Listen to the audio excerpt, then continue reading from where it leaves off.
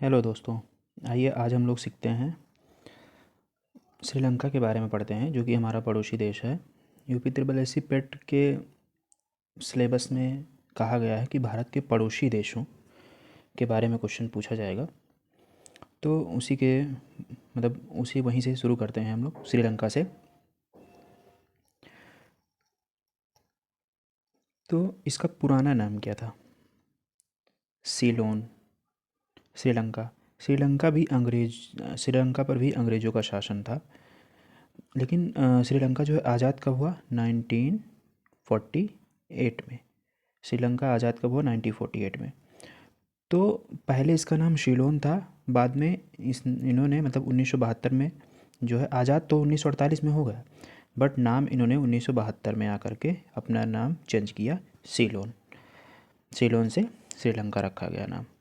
ठीक है, आगे बढ़ते हैं। राष्ट्रीय भाषा सिंहली और तमिल, दो भाषाएं हैं, जिनमें से जो सिंहली ये सबसे ज़्यादा बोली जाती है वहाँ पे। ठीक है, अगर पूछा जाएगा कौन सी भाषा सबसे ज़्यादा वहाँ बोली जाती है, तो वह सिंहली हो जाएगी। ठीक है, आगे बढ़ते हैं। राजधानी राजधानी वहाँ की क्या है? श्री जयवर्धनेपुरा कोट्टी, जो कि विधायी है। ठीक, दो राजधानियाँ हैं, और एक कोलंबो। कोलंबो कौन सी है? ये कार्यकारी और न्यायिक राजधानी है कोलंबो। और वहाँ की विधायी अगर राजधानी पूछेगा तो श्री जयवर्धनेपुरा कोट्टी। ठीक है, और वहाँ की मुद्रा जो हो जाएगी वो श्रीलंकाई रुपया हो जाएगा। ठीक, आगे बढ़ते हैं। राष्ट्रीय खेल वहाँ का वॉलीबॉल। ठीक है, इंडिया का राष्ट्रीय खेल क्या है? हॉकी। हॉकी है। ठीक, इंडिया का राष्ट्रीय खेल हॉकी और वहाँ का वॉलीबॉल। अगर श्रीलंका पूछ लिया जाए कि ये वर्ल्ड के मैप में कहाँ पर होता है, मतलब तो ये तो एशिया में आएगा। श्रीलंका एशिया में आता है, लेकिन किस एशिया में? तो ये साउथ एशिया में आएगा। ठीक है, किस एशिया में? साउथ एशिया में। श्रीलंका साउथ एशिया में आता है। ठीक, और ये हिंद महासागर में, कहाँ पर? हिंद महासागर में। हिंद महासागर में है। ठीक है, और हिंद महासागर में ये नॉर्थ साइड में है, उत्तरी उत्तर साइड में जो है, हिंद महासागर के उत्तर दिशा, उत्तर में ही स्थित है। ठीक, आगे बढ़ते हैं हम लोग। और यहाँ का राष्ट्रीय खेल क्या है? वॉलीबॉल। ठीक, राष्ट्रीय पेड़ आयरन वुड है। आयरन वुड नहीं, ये गलत लिखा हुआ है, ये आयरन वुड होगा। ठीक, आयरन आयरन वुड। ठीक, यहाँ का राष्ट्रीय पेड़ आयरन वुड होगा। और जंगल राष्ट्रीय पक्षी जो है, ये जंगल फाउल होगा। जंगल फाउल। फाउल। ठीक, यहाँ पे टाइपिंग थोड़ा सा मिस्टेक हो गया है, तो यहाँ पे जंगल फाउल होगा। सबसे बड़ी नदी महाबेली गंगा। ठीक है, जो पश्चिम से पूरब की दिशा में प्रवाहित होती है। ठीक, और सबसे बड़ा शहर जो है वो कोलंबो है, जो कि एक प्रमुख बंदरगाह भी है। अच्छा, महाबेली गंगा की लंबाई कितनी होगी? तो महाबेली गंगा की लंबाई जो है 335 किलोमीटर के आसपास। ठीक है, महाबेली गंगा की लंबाई जो है 335 किलोमीटर के आसपास होगी। ये सबसे लंबी नदी है वहाँ की। आगे बढ़ते हैं।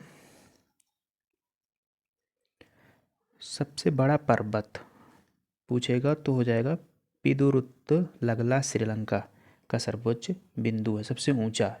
ठीक है, और वहाँ की जनजातियों के बारे में पूछेगा तो वेदास जनजाति जो सबसे ज़्यादा है वहाँ पर। ठीक है, और वहाँ की लैंग्वेज क्या है? सिंहली। सिंहली सबसे ज़्यादा बोली जाती है। ठीक, वहाँ की सिंहली सबसे ज़्यादा लैंग्वेज बोली जाती है, और एक तमिल बोली जाती है। ठीक, और अगला है बंदरगाह। हम्बनटोटा बंदरगाह दक्षिण श्रीलंका में पूर्व पश्चिम समुद्री मार्ग के करीब स्थित है। ठीक, पूर्व पश्चिम में। इस बंदरगाह का निर्माण 2008 में शुरू किया हुआ था, जिसके लिए चीन लगभग 1.3 बिलियन अमेरिकी डॉलर का कर्ज दिया था।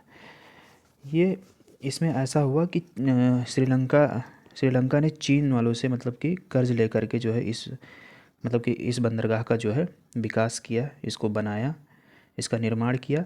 और मतलब कर्ज में इतना ज़्यादा डूब गए, मतलब इतना ज़्यादा कर्ज दे दिया चीन वालों ने कि जो है इस बंदरगाह को उन लोगों ने अपने अधीन कर लिया। ठीक है। अब यहाँ पर जो है मतलब यहाँ से लगभग व्यापार जो है चीन वाले भी करते हैं। ठीक है, आगे बढ़ते हैं।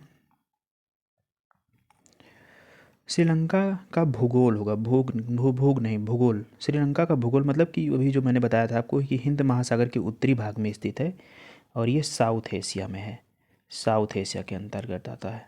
ठीक है। और इंडिया भी साउथ एशिया में ही आता है। ठीक।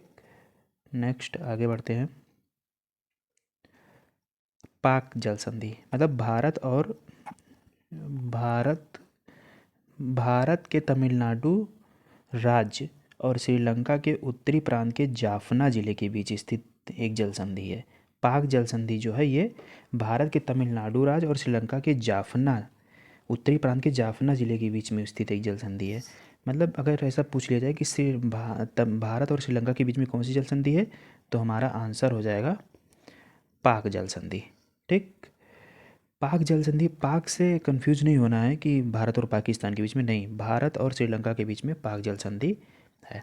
ठीक। यह जल संधि पूर्वोत्तर में पाक खाड़ी को दक्षिण पश्चिम में मन्नार की खाड़ी से जोड़ती है। ठीक, मन्नार की खाड़ी से जोड़ती भी है। मतलब ये जल संधि जो है पूर्वोत्तर में पाक खाड़ी और दक्षिण पश्चिम में मन्नार की खाड़ी से जोड़ती है। ठीक।